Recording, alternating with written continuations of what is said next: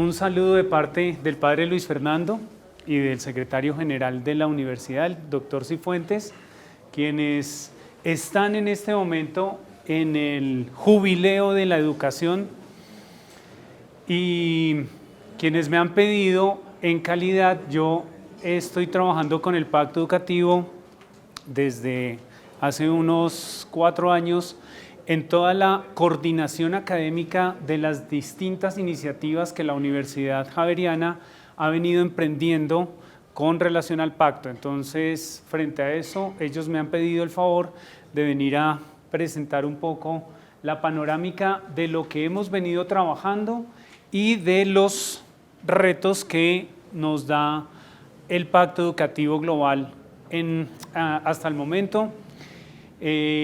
Como les decía, soy profesor de la Facultad de Teología y actualmente trabajo en el Centro de Formación Teológica. Hago parte de la dirección del Centro de Formación Teológica, que es el centro encargado de la formación en teología de todos los javerianos de la universidad. Es un centro que maneja entre 4.800 a 5.300 estudiantes al año en la formación humana, y ahí estoy yo y hago parte también del grupo de investigación de pensamiento social de la Iglesia. ¿Qué haremos? Muy concreto, para aprovechar muy bien estos 50 minutos, quisiera profundizar en la perspectiva que actualmente está trazando el Pacto Educativo Global en iniciativas concretas institucionales por medio del reconocimiento del eje que estamos encargados y lideramos en la Javeriana, que es ecología humano integral y tecnología como parte de los fundamentos. Voy a hacer una charla de 50 minutos, 10 minutos para el conversatorio, y está dirigido pues a ustedes, integrantes de esta Junta Nacional de Red de Universidades Católicas de Colombia. Mi recorrido en estos 50 minutos, voy a partir de un análisis muy rápido de 5 minutos de algunos puntos relevantes que nos tienen que decir algo en la formación universitaria. Luego profundizaré el tema dependiendo también un poco una consulta que haré sobre el conocimiento que tenemos del Pacto Educativo. Luego hablaré sobre la Javeriana y su responsabilidad. Más que hablar yo, vamos a tener un video de respaldo que hicimos que actualiza el programa y los programas que tenemos actualmente. Y creo que lo que más nos va a interesar es la actualización del PEC y ver de allí qué resonancias nos puede hacer esta presentación. Muy bien, un punto de partida muy rápido, muy concreto, pero pues que también nos tiene que decir en la perspectiva y en la misma línea de lo que nos acaban de presentar actualmente, de los retos que tenemos como educación católica y especialmente en la universidad. Hay una realidad que nos interpela y esa realidad está trazada. Este es un dato que, a mi modo de ver, tiene que decirnos mucho a la educación católica actual del Consejo Noruego de Refugiados. 7.500 estudiantes, profesores y miembros del personal escolar se vieron afectados por el conflicto armado entre enero y julio del 2024. Estuve buscando ayer la cifra actualizada de esta estadística para ver cuál había sido la afectación en este año 2025, pero no han salido. Sin embargo, en este Consejo Noruego de Refugiados me llamó la atención ayer 2 titulares. El primero: las escuelas siguen atrapadas en fuego cruzado. Este sí es un dato del primer semestre del 2025. Y esto lo sabemos no solamente por la opinión pública o por los medios de comunicación, sino lo sabemos por las evidencias de lo que hacen, y especialmente estoy hablando al sector educativo religioso, que no solamente nos dedicamos en el área de la universidad, sino que también tenemos primaria, secundaria, y eso hace que tengamos un conocimiento sobre cómo la escuela está atrapada actualmente en el fuego cruzado. Y el segundo dato de este informe que me llama la atención es un ataque a la educación cada 3 días. Es decir, en Colombia, el Consejo Noruego para Refugiados registró un total de 52 ataques a la educación en Colombia durante el primer semestre del 2025. Estas dos cifras son cifras, si me permiten el adjetivo, escalofriantes frente a lo que está pasando en el conflicto y cómo se ha recrudecido el conflicto actualmente en el país. Y de ahí que proviene pues una gran tarea de parte de nosotros como universidades y tratando un poco de ver qué otras cosas, otros temas podrían estar. Voy a recurrir dos fuentes no tan académicas, pero sí que actualmente todavía tienen mucha incidencia en la opinión pública, como es en la revista Semana, pero una exministra de Educación, hablando de la fractura del populismo, un ICETEX en crisis, y ustedes saben que la crisis del ICETEX actualmente es una crisis que toca las finanzas de las estructuras de nuestras universidades, especialmente nosotros que nos movemos en el sector privado. Tenemos y sabemos que muchos estudiantes están recurriendo a estos créditos, pero saben de la crisis por la cual un estudiante, una vez termina y ya se hace profesional, tiene que enfrentar para poder mantener una deuda que en el portal de La Silla Vacía lo consideran una deuda eterna, pagar el ICETEX sin subsidio a la tasa. Esto es una cosa que son datos posiblemente de la opinión pública que nos tienen que decir algo. Y finalmente, esta estadística de la deserción, el problema de la deserción en nuestras universidades y cómo esto permea la educación superior. Ayer también estuve viendo los datos actualizados de estos indicadores que ustedes conocen más que yo, porque se les llega de primera mano. Sin embargo, los indicadores del 2024 aún no han sido publicados. Estos fueron publicados el 19 de agosto del 25 y se ve un leve descenso de un 8.08 del 22 al 23, un 7.82 en la curva que va descendiendo de la deserción. Sin embargo, esta cifra sigue siendo alta y creería yo que entre el 2024 y el 2025, con la crisis económica que ha venido surtiendo el país en algunos sectores, la educación pues tiene una gran afectación. Esperemos cómo van a salir las cifras de las más recientes de este estudio para pues determinar un poco, y ustedes saben que eso les ayuda a ustedes a también tomar decisiones. Muy bien, vamos a profundizar el tema. Por favor, saquen su celular y escaneen por favor este QR como para darle un aire distinto a esta panorámica. Aquí no cambió. Él se demora, él de aquí a acá tiene... Si quieren a la principal.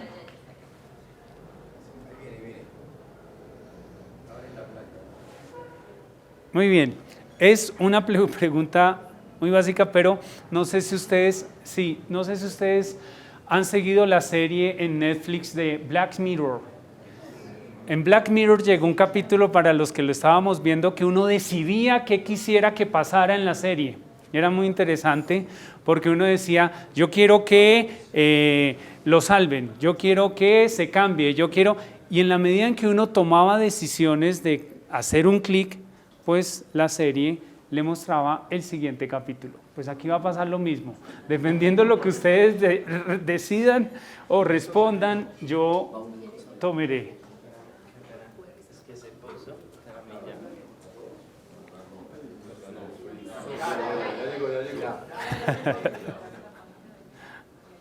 Si quiere, quédese aquí.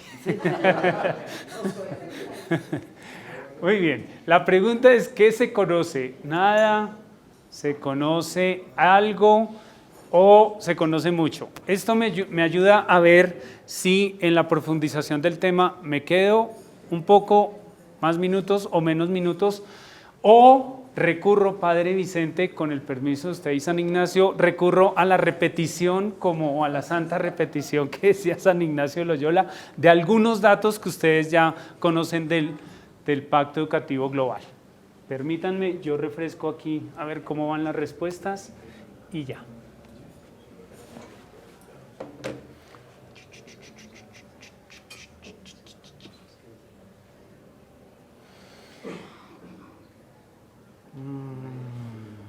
Se interrumpió, vuelvo a cargar, chun.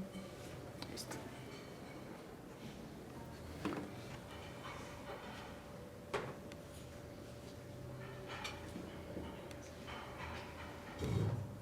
Muy bien.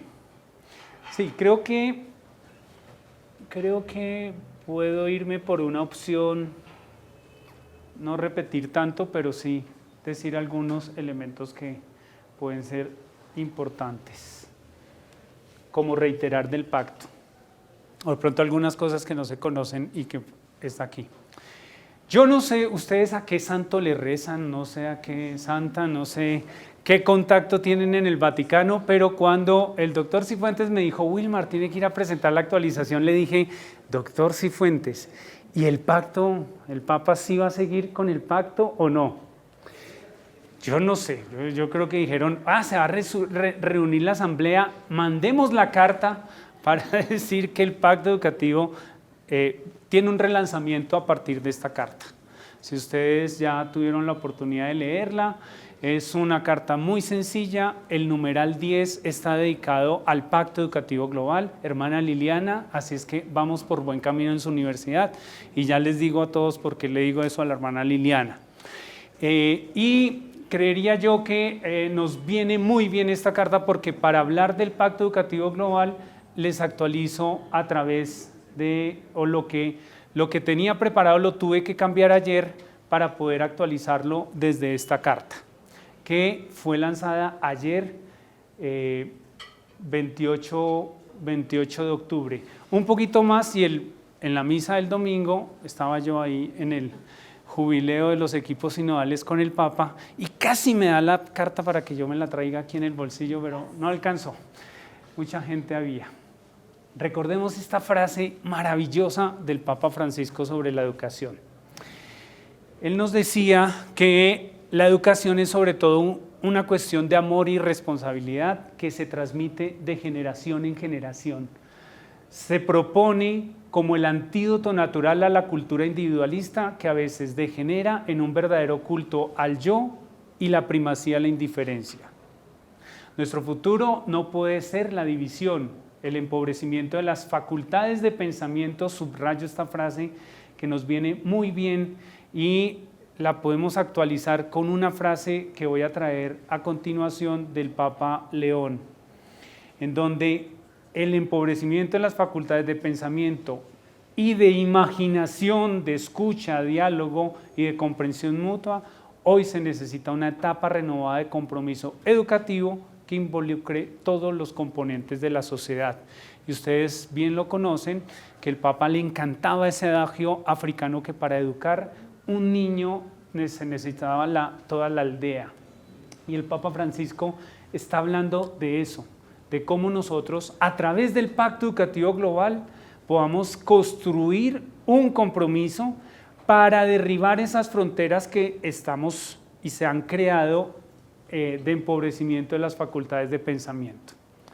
Esto yo creo que es un reto que todavía sigue siendo parte de los proyectos educativos institucionales de nuestras universidades. Y no quiero pasar, esta es la imagen a la cual el Papa Francisco siempre alucía cuando hablaba del Pacto Educativo Global. ¿Recuerdan la imagen? ¿Alguien recuerda? ¿Quién recuerda algo?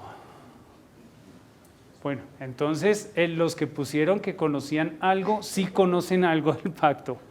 Esta es una escena épica y es la presentación del héroe de Troya en el incendio en Troya. Y lo utilizaba el Papa Francisco para hablar de qué era el Pacto Educativo Global.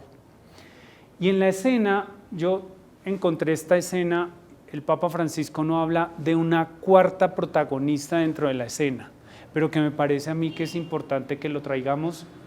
No está dentro de lo que él decía, pero me parece que nos puede dar algún punto de reflexión.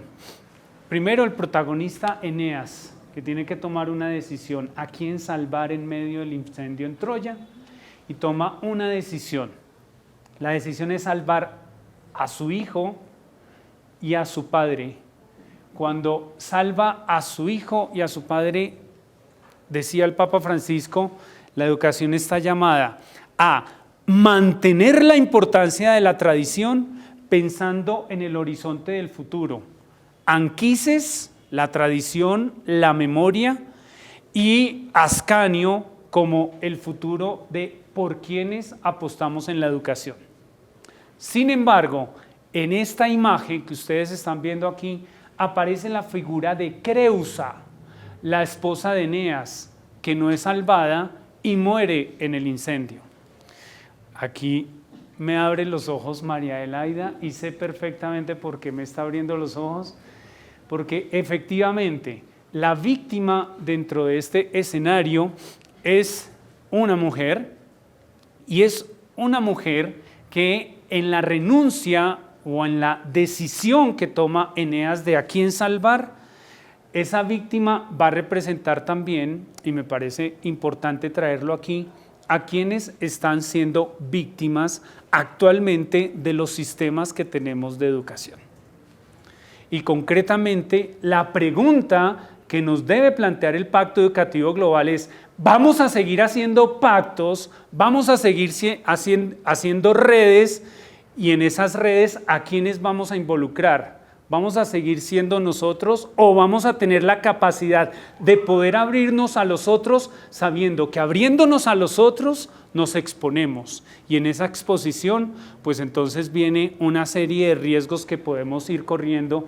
¿Estamos dispuestos en nuestros modelos educativos a correr los riesgos para que hayan creusas en los procesos educativos que tenemos actualmente? Es una pregunta que quisiera dejarles, y más en un momento en el cual ustedes como asociación, como asamblea, tienen que tomar decisiones, y van a tomar decisiones en torno a el futuro de las instituciones que ustedes están liderando. Entonces me parece, aunque el Papa no lo trae, aunque el Papa nunca lo mencionó, cuando yo rescato la imagen y aparece la figura de Creusa, me parece que Creusa también tiene algo que decirnos en torno a cómo nosotros estamos llamados a construir hoy el Pacto Educativo Global. Para todos lo conocen y saben que el pacto está desde el 2019. Estábamos en un momento en el cual decíamos, vamos a continuar. Sí hay un espaldarazo.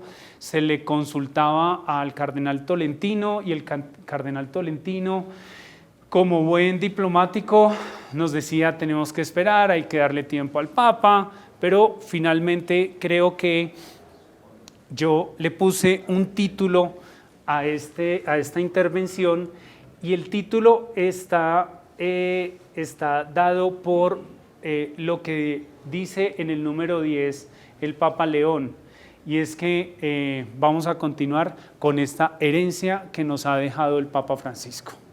Es decir, hay un espaldarazo completo, y en el propósito que tiene el pacto de garantizar un futuro en donde verdaderamente la transformación educativa y cultural estén muy de la mano. Ya hay un elemento que debemos actualizar dentro del pacto. Ya no se habla del Pacto Educativo Global, sino se habla del Pacto Educativo y Cultural Global. Y creo que desde la reorganización que se hizo de la Congregación para la Educación, educación y cultura van muy de la mano, y el énfasis que está puesto en esta carta apostólica del Papa León está en esa línea de no desarticular educación por un lado y cultura por el otro. Ustedes conocen muy bien cuáles son los 7 objetivos. Aquí yo no me voy a detener, pero sí quiero que hagamos clic en algo que es muy interesante. Cada uno de los objetivos están siendo releídos en la Carta Apostólica del Papa León y ya no se van a denominar objetivos, se van a llamar caminos. Y los denomina la Carta los 7 caminos que siguen siendo nuestro fundamento. En la Carta, diseñar nuevos mapas de esperanza. Y hay un renombre también en ellos. El primero, poner a la persona en el centro, no tiene ningún cambio. Sin embargo, les recomiendo lectura del número 5 de esta carta. El número 5 aparece, ¿qué significa eso de poner a la persona en el centro? Son 3 apartados que pone la carta y me parece que eso nos ayuda a entender algo en el cual siempre nos cuestionaban en el Pacto Educativo Global si íbamos a caer en el paradigma de poner a la persona en el centro y el ser humano, el destructor de este universo. Y considero yo que esta carta nos ayuda a aclarar qué significa verdaderamente poner a la persona en el centro, no que sea el centro, sino ponerlo en el centro. Son 2 cosas distintas. Que sea el centro es que todo gire para él, y que esté en el centro es que él esté en el centro para poder organizar las redes de articulación del resto de cosas. El segundo objetivo o el segundo camino, como lo llama la carta, no cambia. El tercero sí cambia. Y a mí me parece que nos ayuda a entender un poco más, hermana Liliana, esa tarea. Y aquí hago un paréntesis con la Universidad Mariana. Llevamos ya 2 años y medio trabajando. El proyecto educativo institucional tuvo una reorientación y tiene el Pacto Educativo Global presente actualmente en toda su estructura institucional. Y de allí que la hermana, como rectora de la institución, ha tomado la decisión de hacer jornadas de actualización pedagógica al inicio de cada semestre con base en cada uno de los objetivos del Pacto Educativo Global. El próximo que tendremos en enero va a ser en torno al tercer objetivo, que es promover la dignidad y la plena participación de la mujer. Ese tenía un título que, a mi modo de ver, no nos decía claramente lo que quería decir el Papa Francisco con eso, de darle protagonismo a la mujer. No era darle protagonismo. Yo creo que aquí la intuición de la Congregación para la Educación y la Cultura está mucho más clara: promover la dignidad y la plena participación de la mujer en los procesos educativos.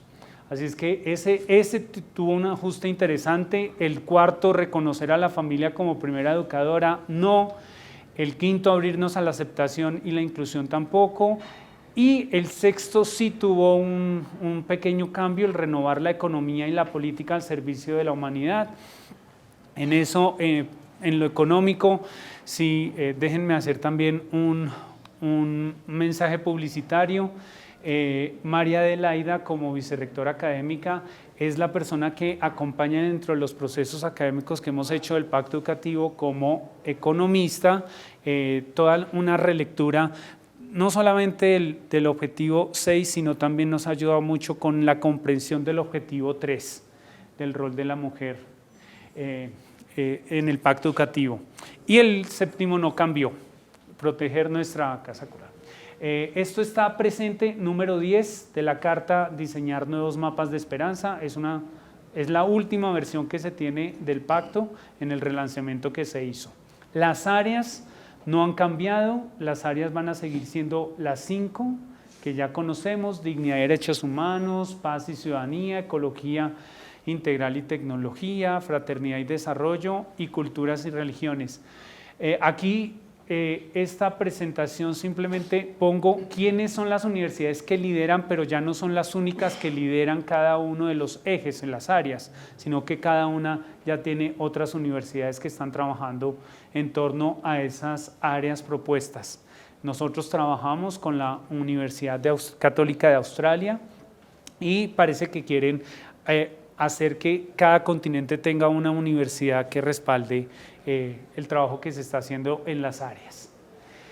Muy bien, esto sí creo que no sé si lo hayan abordado, pero me gusta traerlo, los antecedentes del Pacto Educativo Global, porque Dentro de la literatura que hay del Pacto Educativo, no hay un documento que nos marque o que nos trace cuáles son los antecedentes, y yo señalo que hay 4 antecedentes que son muy importantes tenerlos a la hora de entender por qué el Pacto Educativo. El primero es una alocución que hizo Jorge Mario Bergoglio a los empresarios en Argentina en el 99. La clave para entender la estructura y los elementos capitales del pacto están en las escuelas ocurrentes. Ese es un modelo educativo integrador que empezó en las escuelas y que su gran evolución ha sido la relectura del pacto. En torno al nombre, pacto, alianza, yo creo que hay una connotación teológica muy importante de esa categoría. Y sin duda alguna el ODS número 4 de los 17 ODS, que es el de una educación de calidad, está muy cercano a lo que se quiere dentro del Pacto Educativo Global. A estos antecedentes yo le sumo los antecedentes desde América Latina, y esto es para que ustedes lo tengan también un poco en cuenta en las referencias. El primero, en el 2007, el documento de Aparecida, todo el contenido del enfoque de educación que hay en Aparecida está presente en lo que se quiere del Pacto Educativo Global. Segundo, Evangelii Gaudium traza cuáles son las tareas propias de la educación católica actualmente.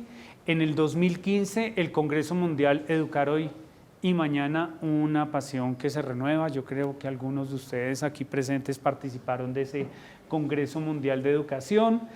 En el 2017 hubo un documento sobre educar al humanismo solidario. Yo creo que ese es un documento capital para poder entender el fundamento social del humanismo, no cualquier humanismo, sino el humanismo solidario del Pacto Educativo. Y en el 19 el mensaje de lanzamiento.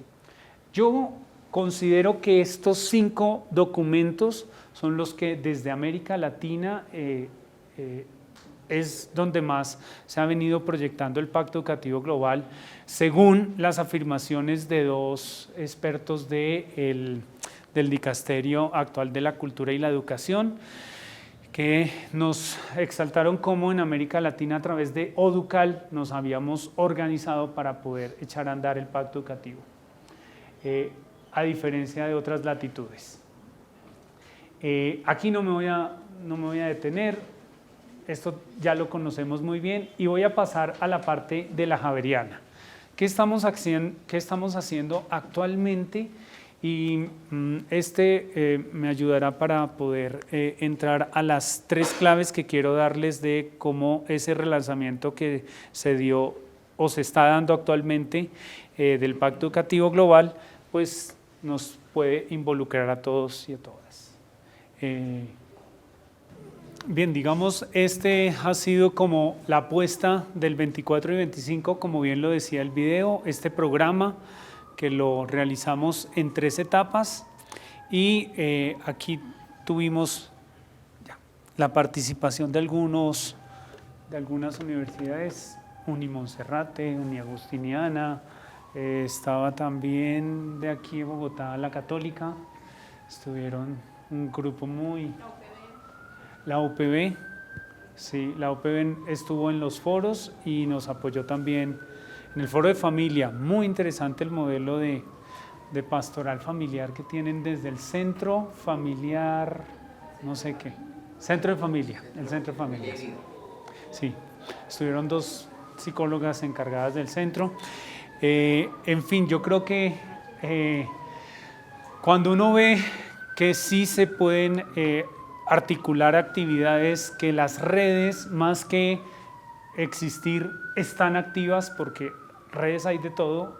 El problema es que no hay muchas redes que no están activas, pero cuando vemos que podemos activarlas, y yo creo que la evidencia fue haber trabajado con jóvenes y ver el entusiasmo de los jóvenes latinoamericanos trabajando en torno al pacto, considero que la ruta se ve mucho más clara. Y en estos 5 minutos que me restan, una actualización.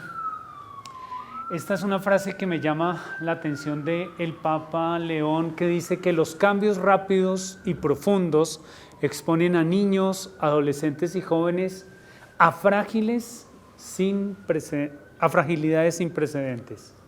Frente a esto, no basta con preservar.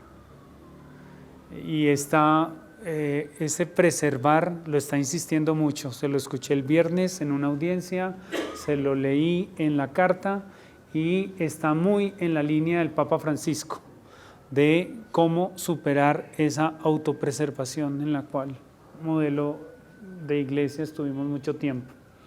Y dice, debemos revitalizar. Invito a todas las instituciones educativas a inaugurar una época que hable al corazón de las nuevas generaciones, conciliando conocimiento y sentido, competencia y responsabilidad, fe y vida.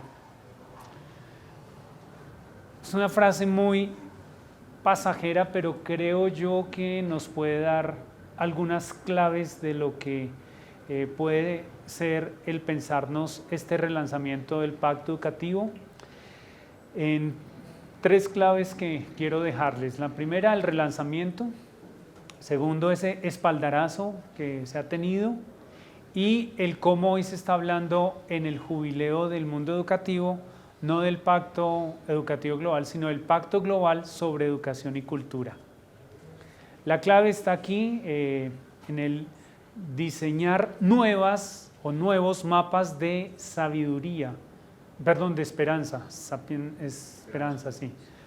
Y que está en el marco del 60º aniversario de la Declaración Conciliar Gravissimos Educationis, que es un documento muy conocido. Y creería yo que hay una frase en este documento que es muy diciente para nosotros hoy, sobre la responsabilidad profética de las instituciones educativas. Y concretamente apunta a la carta que la educación católica... perdón, ¿no están viendo las pantallas? Ok. Sí. Nos hubieran dicho. Yo arranco a hablar como... Abajo, más. Ahí. 33, eso. Yo creo que ahora sí están viendo. ¿Qué? Esto. No, tranquilo. La educación católica no puede permanecer en silencio. Debe unir la justicia social, la justicia ambiental, Laudato Si, Fratelli Tutti completamente, promover la sobriedad y estilos de vida sostenibles y formar conciencias capaces de elegir no solo lo que conviene, sino lo que es justo. Referente ético aquí, Padre Vicente, usted que es nuestro asesor ético del Pacto Educativo Global, yo creo que va a ser muy importante y es muy capital dentro de lo que hemos venido haciendo. Y clave para las universidades, pronto en el folleto se puede incluir la nota, ofrecer una diaconía de la cultura, un servicio a la cultura. Y dice, menos cátedras y más mesas donde podamos sentarnos juntos, libres de jerarquías innecesarias, para tocar las heridas de la historia y buscar en el espíritu la sabiduría que nace de la vida de los pueblos. Creo que esta es una frase que está dentro del documento de la carta, de los nuevos mapas de esperanza. Está ahí presente en el numeral, hace parte del numeral 10, para que lo tengan en cuenta. Y habla del Pacto Educativo Global como la estrella del norte, y pone los caminos, aquí están señalados en amarillo, los 7 caminos, pero está anunciando, y por eso les decía yo que había tomado el título para esta intervención de el legado profético que nos confió el Papa Francisco, el Pacto Educativo Global. Y utiliza la imagen y la figura metafórica de las estrellas para hablar de la importancia que tiene el poder poner claramente hacia dónde queremos apuntar en nuestros procesos de actualización y de transformación de la cultura desde la educación